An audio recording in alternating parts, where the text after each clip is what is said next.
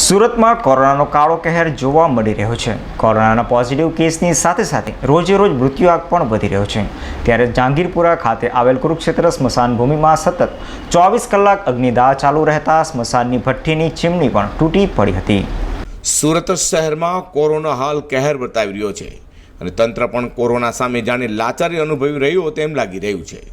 Corona positive કેસની સાથે સાથે હવે મૃતાંક પણ રોજોરોજ વધી રહ્યો છે। તે સુરતમાં વધતા જતા મોતના આંકડાઓને લઈને સ્મશાન ગૃહમાં અંતિમ ક્રિયા માટે પણ સતત શબ આવી રહ્યા હોય સ્મશાનની ભઠ્ઠીઓ પણ સતત 24 કલાક ચાલી રહી છે, જેને લઈને ભઠ્ઠીઓની ચીમની પણ લાલ થઈ જવા પામી છે।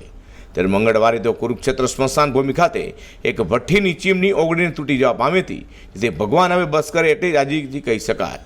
આ સમયે જ્યારે કુરુક્ષેત્ર સ્મશાન ભૂમિ ખાતે એક ભઠ્ઠીની ચીમની ઓગળી અને પડી તે સમયે નીચે ડાઘો પણ હતા, પરંતુ સદભાગે આ ચીમની સ્મશાનના બનેલા હાલ શેડ ઉપર પડવા પામી હતી, જેને કારણે આ ડાઘોનો આબાદ રીતે બચાવ થવા પામ્યો હતો।